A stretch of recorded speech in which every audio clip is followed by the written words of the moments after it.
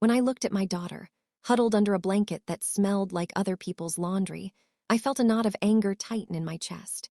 We were in a shelter, surrounded by strangers, all because my own parents had chosen profit over their grandchild's well-being. They were renting out the house that was supposed to be our home, and my daughter and I were paying the price. Was I wrong to hold a grudge, or was I right to fight for what was ours? The memory of my grandfather's face, etched with kindness and a gentle strength, was one of the few things that kept me going during those long, uncertain nights. He'd always been my champion, my protector, and the one person who truly understood me. When he passed away, the world seemed a little dimmer, a little colder. But even in death, he had thought of me, leaving me the house where I'd grown up, the house where I'd always felt safe.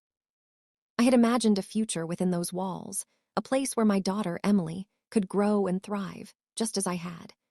I envisioned her running through the halls, her laughter filling the rooms, a physical manifestation of the joy my grandfather had always wished for us. But my parents had other plans. In the aftermath of my grandfather's passing, they had swooped in, citing legal technicalities and a dubious interpretation of his will, to claim the house as their own. They were renting it out, they said, because the income was necessary. But I knew the truth. They were greedy, driven by a desire for more, even at the expense of their own family. And so, Emily and I were left homeless, forced to navigate the treacherous landscape of the shelter system, our lives a constant blur of uncertainty and fear. I had tried to reason with them, to plead for our sake. I had reminded them of my grandfather's wishes, of the house being my rightful inheritance. But they were unmoved, their hearts as cold as the concrete floors of the shelter. They had offered me a meager sum, a pitiful compensation for the theft of my home, a gesture that only served to highlight their callousness. But I wasn't about to give up. The memory of my grandfather's face, the image of Emily's eyes, filled with a mixture of fear and resilience, fueled my determination. I would fight for our home, for our future, for the legacy my grandfather had left me. I began to research the legal nuances of the situation, to uncover the truth behind my parents' claims. I consulted with lawyers, spending countless hours in libraries and online forums, piecing together the evidence I needed to challenge their claim.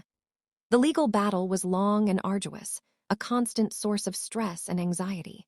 But I persevered, driven by a flicker of hope that the justice system would prevail.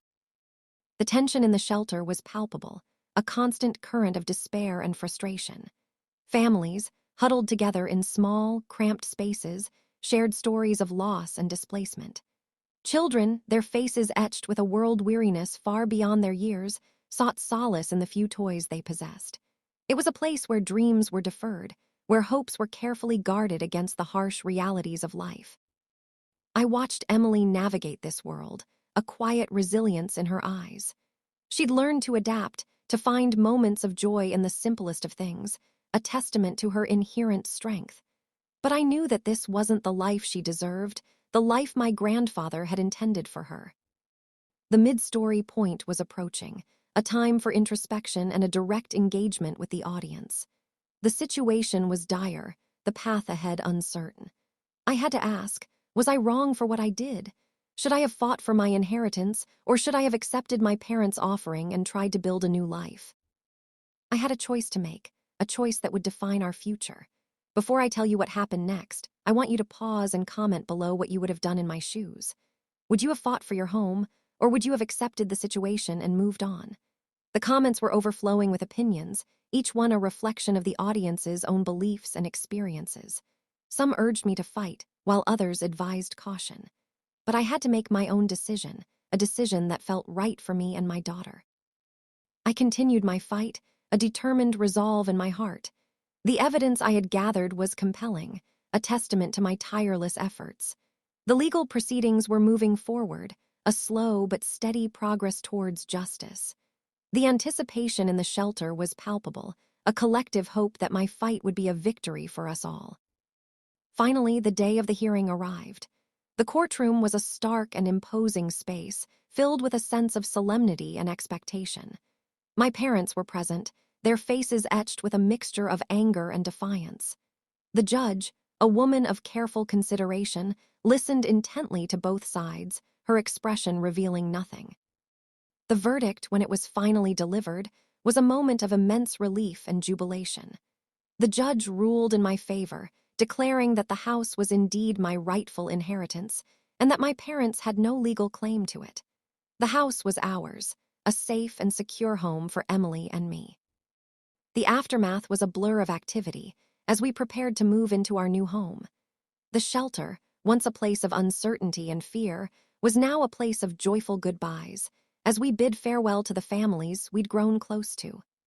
The journey to our home was a moment of profound significance, a tangible manifestation of our victory and our future. The house, when we finally arrived, was even more beautiful than I remembered. It was filled with memories of my grandfather, of the love and laughter we'd shared within its walls.